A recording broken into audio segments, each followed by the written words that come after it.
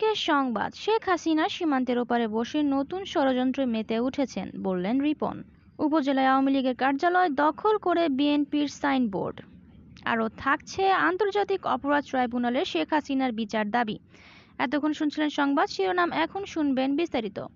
BNP vice chairman doctor Asaduzzaman Ripon বলেছেন, ছাত্র জনতার গণ অভ্যুত্থান ঠেকাতে স্বৈরাচারী শেখ হাসিনা সীমান্তের ওপারে বসে বাংলাদেশের স্বাধীনতা ও সার্বভৌমত্বের বিরুদ্ধে নতুন ষড়যন্ত্রে মেতে উঠেছেন।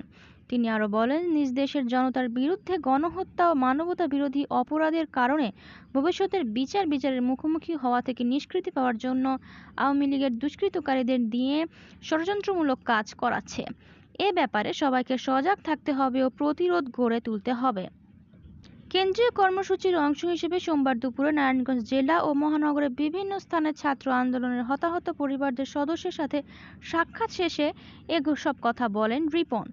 এ সময় নিহতের পরিবারের সদস্যবৃন্দ কান্নায় ভেঙে পড়েন এবং গণহত্যার নির্দেশদাতা পলাতক খুনি শেখ হাসিনার বিচার দাবি করেন। এদিকে সিরাজগঞ্জের বেলকুচি উপজেলায় আওয়ামী লীগের কার্যালয়ে বিএনপির দলীয় সাইনবোর্ড লাগিয়ে দখল করা হয়েছে বলে অভিযোগ উঠেছে। বেলকুচি উপজেলায় বিএনপির সাবেক সাধারণ সম্পাদক ও সাবেক আহ্বায়ক বিএনপির বহিষ্কৃত নেতা আব্দুল রাজ্জাক মণ্ডল এ সাইনবোর্ড লাগিয়েছেন বলে অভিযোগ করেছে আওয়ামী লীগ।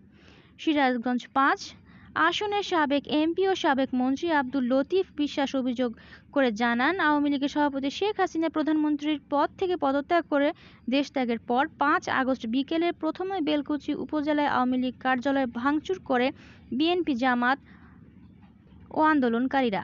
এরপর ৬ আগস্ট বিএনপির বহিষ্কৃত নেতা আব্দুল রাজ্জাক মণ্ডলের নেতৃত্বে আওয়ামী লীগের অফিস পরিষ্কার পরিচ্ছন্ন করে রং করে প্রধান ফটক থেকে আওয়ামী লীগের সাইনবোর্ড নামিয়ে বেলকুচি উপজেলার বিএনপি শাখা কার্যালয়ের নামে সাইনবোর্ড লাগানো হয়েছে।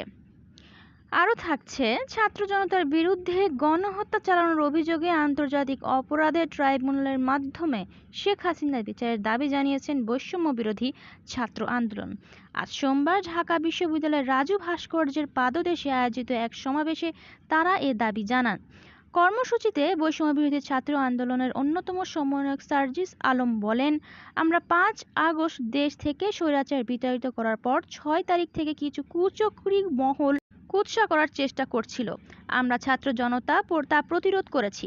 সর্বশেষ বিচার বিভাগীয় কুৎসা করার চেষ্টা করলে আপনাদের অক্লান্ত পরিশ্রমে তা রুখে দিতে সক্ষম হয়েছি। আমাদের বিপ্লবকে নস্যাৎ করার জন্য এখনও একটি মহল কুৎসা করার ষড়যন্ত্র করছে। আমরা ছাত্র জনতা তাদের পরিকল্পনা সফল হতে দেব না। প্রধানমন্ত্রী পদে থাকার সময় শেখ হাসিনা আন্দোলনের সময় শত শত জনতাকে হত্যা করার অভিযোগ করে আরেক সমন্বয়ক হাসনাত আবদুল্লাহ বলেন, আমাদের মূল দাবি শেখ হাসিনাকে প্রধান আসামি করে আন্তর্জাতিক ট্রাইব্যুনালের মামলা দায়ের করে বিচার নিশ্চিত করা। অন্তর্বর্তী সরকারের উপদেষ্টার উদ্দেশ্যে হাসনাত বলেন, ছাত্র জনতার গণ অভ্যুত্থানের মাধ্যমে আপনারা উপদেষ্টা হয়েছেন। বক্তব্য দেওয়ার আগে ৫ আগস্টের গণভবনের চিত্র মনে রাখবেন। খুনিদের পুনর্বাসনের বিষয়ে আপনাদের সতর্ক করে দিতে চাই, আমরা যেভাবে স্বৈরাচারকে ক্ষমতা থেকে নামিয়েছি একইভাবে স্বৈরাচারের পুনর্বাসনের চেষ্টাকারীদেরকেও নামাতে সময় লাগবে না।